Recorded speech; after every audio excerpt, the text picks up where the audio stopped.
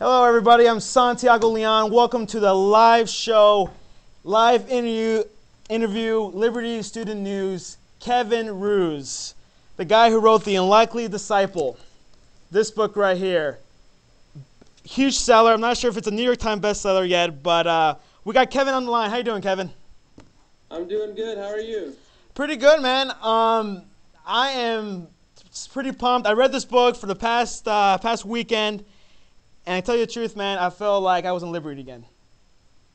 Oh, thank you, thank you. So tell me about the book. I mean, what prompted you to write this book? I believe I was reading, you were at Thomas Road, and you were saying that you were talking to these girls, and you were like, wow, this is a whole different people. I mean, these are aliens. Tell me about that experience.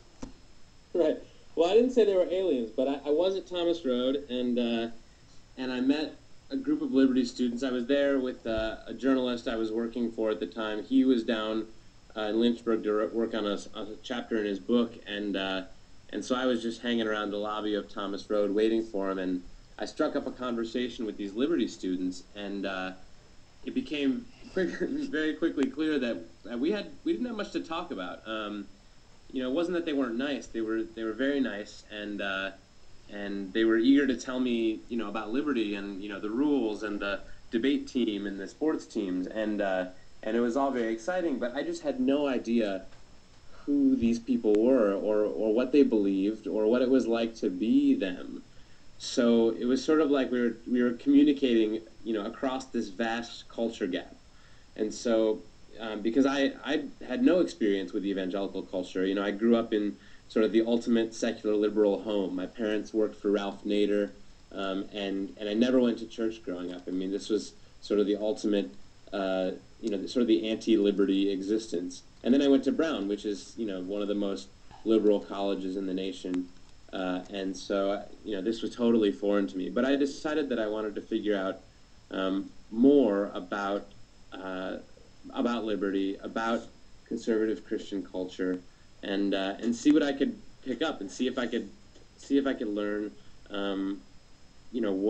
what Liberty students believe and what their lives are like and what they do on the weekends, and so I decided to enroll at Liberty and see that way, and then write a book about it. So that is the project in a nutshell. So Kevin, you basically were very curious. Something sparked in your heart. Something that told you, something about this school. You were interested. I mean, was it like your journalism interest, or it was something saying in your heart, or like your conscience? What was it, you think? Well, I think it was a combination of factors. I mean, it wasn't like, a light fell down from the sky and told me to go to Liberty.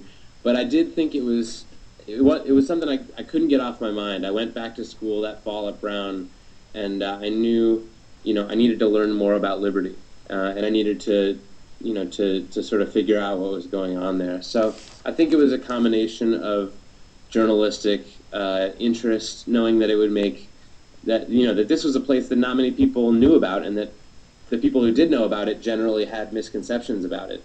Mm-hmm. So I wanted to sort of set the record straight on that, but also just as a person, I mean, this was just so different for me, and so I wanted to sort of see if I could, challenge and transcend my own preconceptions about places like Liberty and people like Liberty students. Would you say the book turned out to be a book defending regular Christians? Defending regular Christians? Yeah, saying that Christians are not too different from us. Well, of course. No, I think that the goal of the book was not to say, Christian, liberty is right or liberty is wrong. The book isn't, I hope it's not pro-liberty or anti-liberty. I hope it's just liberty and an honest picture of day-to-day life at the world's largest Christian university. I mean, that was the goal going in, and I wanted to sort of be open-minded and not to go into mock or belittle anyone, but to really find out what goes on at Liberty and sort of tell it like it is. So I think, in a sense, the book does defend liberty from, well, it doesn't defend it. It seeks to correct the notion that all Liberty students are, these brain-dead automatons. I mean, I think that's putting it harshly, but I think that's what a lot of people think of when they think about Liberty and Jerry Falwell. So I think to that extent, it will give a more rounded, humanized picture of liberty and its students. And so I think, if I can help to humanize and to make liberty seem like a place that is more normal than its popular conception, then I think that's a good thing. Like the first week of Liberty, would you say like it was a very positive atmosphere compared to Brown University? Sorry, repeat that question. I didn't quite get it. Um, would you compare Liberty okay, first week of Liberty, very different. Would you consider it a very positive atmosphere? Well, the people were very friendly. That was sort of the first thing I noticed. Was I was just, getting out of my car, and people were already, offering to take my luggage, and could they show me to the bookstore, and did I need any help, getting my textbooks. So this was, the first thing I noticed was that, wow, this is the friendliest campus I've ever been on, secular or religious.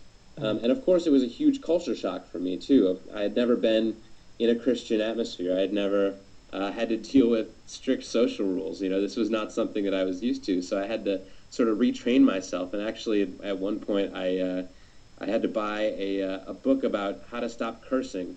It was a self-help book called 30 Days to Taming Your Tongue.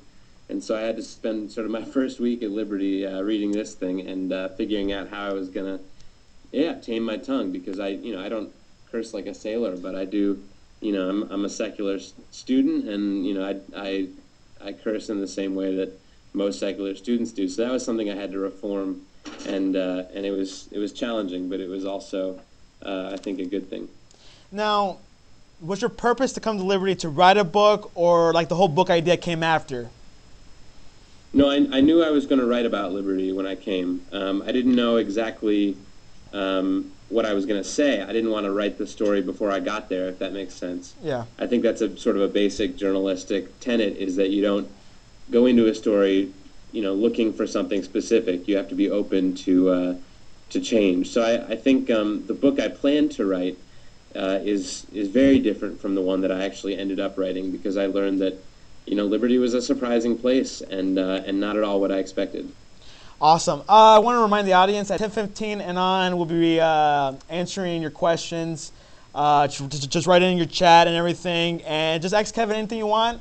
Obviously, if a question is a little bit iffy, we won't have Kevin answer it. He's just just for some reason. But anyways, how was the response from Liberty University? Do you think they took it like a little bit nervous, or like are they pretty neutral about it? Well, Liberty has been generally very supportive. I have gotten a lot of emails from Liberty students, faculty, administrators, people who work in admissions, just sort of everyone from the school. I've sort of heard from a cross section of them, and people are saying, sometimes I don't agree with everything you write, or I wish, you had done this differently. But on the whole, I like the book. I think it, it reminds me of my experience at Liberty, and I'm glad you gave it an open mind. So I think, people are appreciating that I didn't come in to bash Liberty. I wanted to really show the positive things about Liberty, as well as the things that aren't so positive, in my opinion. So I think the fairness is definitely something that has helped with the reaction. The administration, Chancellor Falwell, I sat down with him a few weeks ago, and we talked about it, and he said it was a good idea, and he enjoyed hearing about it, and he told a blog that he thought it was a fair book. So I appreciated that. The reaction hasn't been all positive, of course. There have been some people who have been challenging the book and challenging some of the facts in the book, and I think trying to cast some doubt on the book. But I think generally, I'd say 95% of the reaction I've gotten from Liberty has been extremely positive.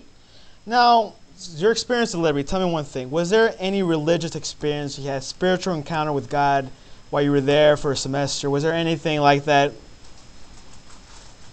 It's a great question, and it's one that I get a lot. And the short answer is that yes, I did have a spiritual encounter at Liberty. I had lots of spiritual encounters at Liberty, but I don't think that's quite what you're asking. So I came into Liberty as what I call God ambivalent. I wasn't an atheist. I wasn't an agnostic. But I wasn't an evangelical either. I didn't always believe in God. I didn't always, I wondered a lot. I had a lot of questions. So I was by no means, um, uh, either a staunch atheist like, Richard Dawkins or somebody, or, a sort of pious liberty student. And so I didn't expect that to change. I sort of thought that I could pick up my secular worldview on the way out and not have it challenged. But that proved to be much too hard, because when you're at liberty and you're surrounded by faith and religion and people practicing their love for God all the time, it really rubs off. And I started to change my views and to see them shifting, and that was sort of exciting and a little scary all at once. And eventually, I think it rubbed off on me, and it really did. I mean, now I say that I'm a Christian because I grew up as a Quaker. I've always been a Christian in name, but I'm much more comfortable calling myself a Christian, even though in strict liberty and conservative evangelical terms, I don't consider myself, born again conservative Christian. But I do pray. I try to pray every day, and I find that is something that I've kept from liberty, and there are lots of other things I've kept from liberty, and I do think that my faith was sort of shaped forever by the experience I had at liberty. So as far as whether I've gone native and become a believer in the liberty sense, I think the answer is no. But I think to say that it left me unchanged would be wrong as well. Basically, your heart was changed, right? Like it was a little bit softened, and you're open to what, Christianity a little bit more, right?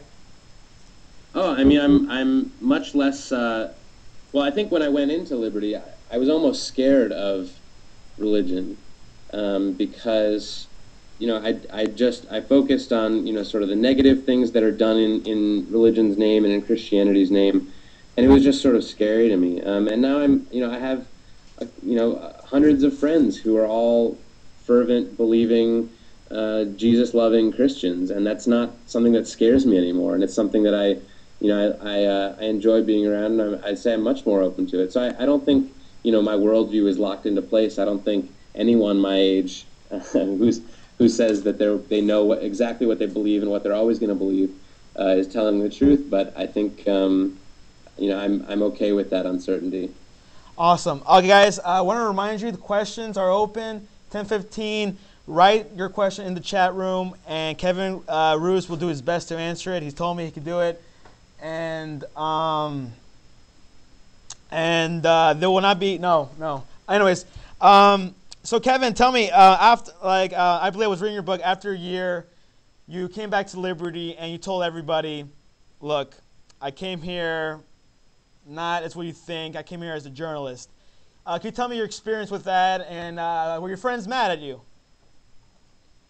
Well, I didn't know how they were going to take it. It was a nerve-wracking experience for me. But I went down, and I told them myself, and surprisingly, everyone that I told, every single person that I told about the book, was incredibly supportive and gracious, and they loved it, and they understood what what I was trying to do and why I'd done it, and I didn't get actually any negative response at all, and that was just a wonderful testament to Liberty students and to the power of forgiveness. And I'm still surprised by that today, by how my friends reacted in the face of that. I had no expectation that it would go that well. Wow, that's pretty good. And you came back last April, and you'll be back this spring, right? For a Barnes & Noble tour or something, I was hearing? Yep, I'll be down there next Friday, which is April 10th, and I'll be doing a signing and a reading at Barnes & Noble on Wards Road, and I think that's at 7 p.m., and then the next day, Saturday the 11th, at Gibbons Books, and I think that's at 10 a.m., that's downtown. Okay, we got a question from Ustreamer 91121, and he asks, how recently did you talk to Jerry Falwell Jr.? I think the last time I sat down and talked to him was about let's see, that was the last time I was on campus, maybe 3 or 4 weeks ago. The last time I emailed with him was about a week ago, and yep. So that was the last time. Another question from Ustreamer 28230. He asks, did you ever get discriminated for writing the book?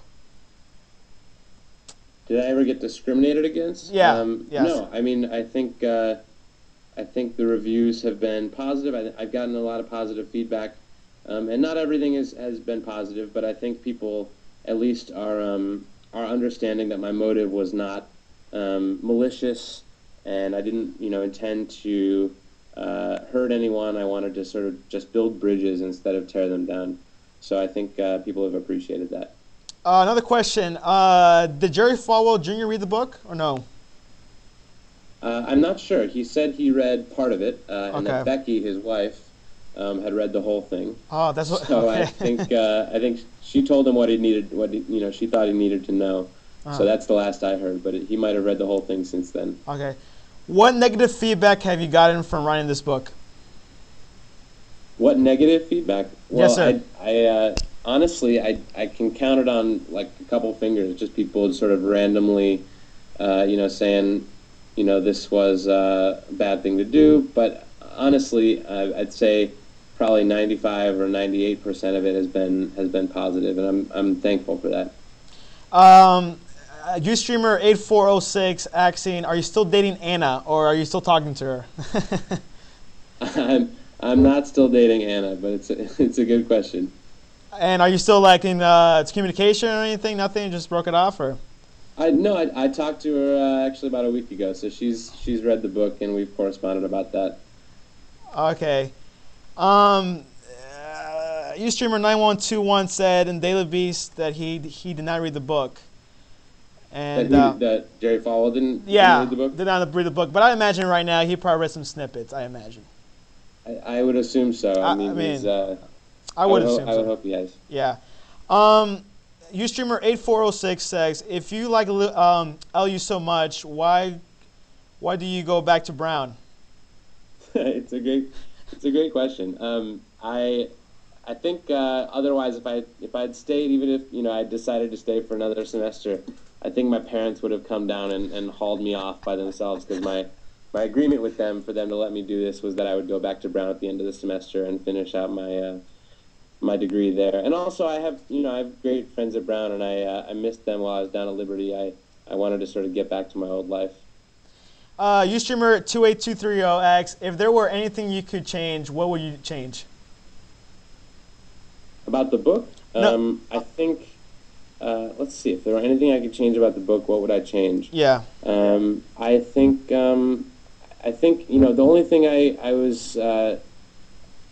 sad about in the book is that honestly I don't think there were enough female characters, because the nature of my social life at Liberty was that I hung out mostly on my hall, and I think that's a pretty common thing, is that guys have mostly guy friends and girls have mostly girlfriends, and I think there was sort of a gender imbalance. I don't think it made for a negative impact in the book, but I think just in terms of my experience at Liberty, I wish I'd had more chances to socialize with girls. Question from Ustreamer 16192X. What did you like most about Liberty? I liked a lot of things. My favorite part about being at Liberty, honestly, was the people I met. They're some of the best friends I've made. The guys on my hall were amazing, and they never cease to amaze me with just how funny they are, how compassionate they are, how much they care about each other, and I'm so glad for them. I still keep in touch with them. They write me Facebook messages and text me and say that they're praying for me, and it's an awesome community, and I'm just so glad I got to be a part of it. Ustreamer 2809X, your crazy roommate Henry has really changed, at least that is what word on the street is. What do you think about the change? I don't know. I haven't talked to Henry, so I would be curious to catch up with him. What's next? What are your future plans? Ustreamer 39211X. Well, first I got to graduate. I think I think that's priority number one, and planning to graduate this coming December, and then I'll think about the next step from there. After promoting the book, do you have any projects you are working on? 39211X. Well, no, I'm still promoting the book, and I'm doing some writing for my campus paper here up at Brown. Other than that, I'm waiting until graduation to take on the next big project. So, question for me: will this book make a living out of you? Will you survive for a couple of years with this book? Depends what you mean by survive. I think it remains to be seen how well the book will sell, and I'm just hoping that enough people will get it, and that I can sort of, spread this message of sort of cultural reconciliation and have people take that in and apply it to their lives. Question from Ustreamer65162. Do you generally view Christians as dumb, weak-minded after your experience at LU, or do you see there being such people as true, genuine, intellectual Christians? Oh no, I mean I think all of the second option and none of the first. I don't think Christians are dumb, weak-minded, intellectually uncurious. I think that's a stereotype that some people have, and that I may have had before coming to Liberty. But I think I met kids at Liberty that were just some of the smartest, most curious people I've met, and I think that spirit is going to do good things for Liberty. And I think I wouldn't characterize Christians as dumb at all. Okay, Ustreamer2809X, how would you suggest for Christians to better share their faith? Wow, hold on, that's a very tough question, but go ahead. No, it's a good question, because I think that a tool that my book can also be used sort of to see how a place like Liberty looks to a non-believer, and what kinds of reactions it inspires. The thing that I found at Liberty, I mean, I actually did go down to Daytona Beach during spring break with an evangelism team from Liberty, and practice, converting the lost on spring break. I mean, it was sort of a horrible experience, I have to say, because it was like spring break, and no one really wanted to hear us, and they were all drunk and partying. And I remember once we were outside the nightclub and trying to witness to non-Christians, and this Girls Gone Wild style film crew came up and set up next to us. So we had a nice little assembly line going. They would go to them and take off their shirts and go to us, and we'd tell them about Jesus. So that was hard, but I think what I learned from that is that the things that people are most impressed by and that non-Christians sort of take to the best are not the sort of canned evangelism methods, the way of the master, the Romans road, the four spiritual laws. I mean, those things are, they're fast and they're easy to remember, but they don't necessarily help people. I don't think they draw people closer to faith. I think what really helps is just showing people love, just doing good deeds and trying to live sort of a Christ-like life, and have that speak for you instead of some trick. Ustreamer8406X, I found that your aunts were getting scared that you might convert to Christianity. It seemed they had such a slanted view and agenda. How did they react to reading the book? Well, for those of you who haven't read the book, I have a lesbian aunt, and she lives in Washington State with her longtime partner, and they were very skeptical about the project going in, and I think they had a good reason to be. I mean, I think the Liberty does a lot of things right, and I love Liberty, but I think that some of the attitudes historically that have hurt gay people the most have come out of very conservative Falwell-style Christianity, and I think that they had reason to be skeptical, and I think in the sense that they have a slanted view and agenda, it's because of their experiences. It's because they've spent decades fighting for gay rights, and their opponents, some of their biggest and sort of, to be frank, their sort of their meanest opponents have been conservative Christians. So I think I appreciated their concern, and I tried to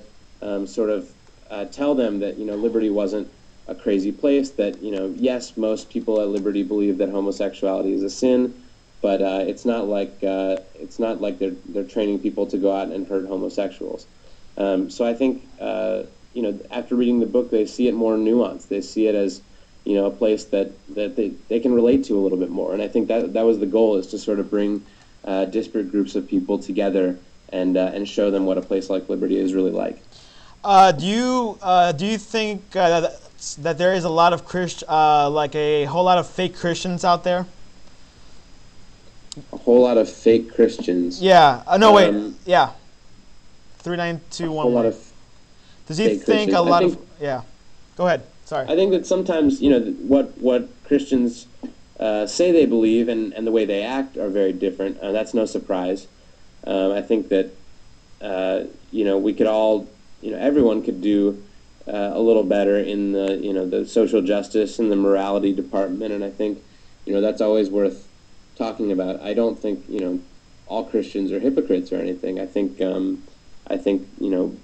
people succeed to various degrees at living Christ-like lives, and I think that's good. I think everyone from atheists to the most conservative, dyed-in-the-wool evangelicals could do well to sort of reevaluate their walk and how well they're living and how well they're treating other people.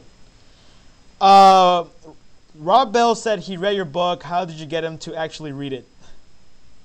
Well, I didn't expect to. I sent a book to his office and thought maybe he'd get bored one day or trip over it or something and pick it up. But he read it and he wrote me right back and he said, I'd like to support this. And so I've always been a fan of Rob Bell, and now I'm just an even bigger fan. Last question from the audience. If there was one more question you could ask Dr. Falwell, if he was alive, what might it be? Well, I don't think I'd actually ask him a question. I think I would thank him. And I know that sounds weird. I mean, I don't agree with most of what Dr. Falwell said in his life. I was pretty strongly opposed to a lot of it, actually. But I would thank him because it was only because of him and because of his image and because of my curiosity about that I came to Liberty at all.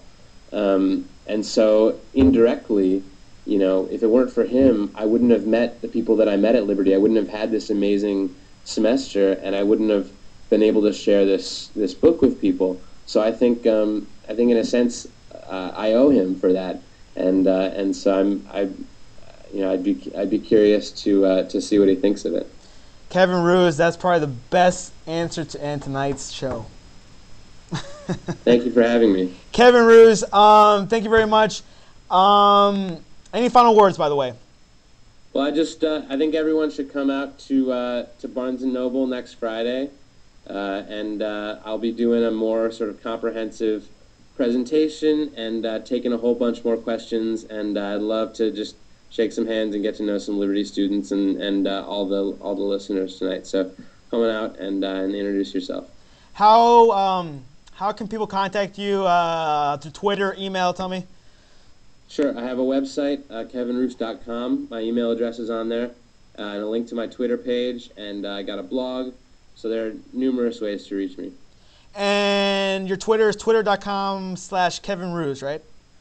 Yep, you got it. All right, he's on Twitter. Great tweets. Anything about, not just about like the whole book, about politics, world culture, funny slants. But thank you very much, Kevin, and God bless you. And this is my final word to you. I think you have a great heart, my friend. I think you have great future, and I think you were touched at Liberty. I think something happened, and I think there's be a great future, and God has his eye over you. But I appreciate you coming tonight. Thanks for having me, Santiago. Okay, bye-bye. And audience, thank you for watching this and for contributing in this chat. This is first of many. And I hope that you guys will live on. Read the book, Kevin Roose. You can find it on Amazon.com or at Barnes & Noble. It was sold at Barnes & Noble. It's a good price for $20. And you're able to see him there. And he'll be in Lynchburg this spring. And visit his blog, kevinroose.com. Go libertystudentnews.com for any updates on Liberty University news. My personal blog is santiagoleon.net. Follow me at twitter.com/Leon for any updates, for like live streams, news, anything. Follow me there. God bless you. Good night, and keep it safe, America.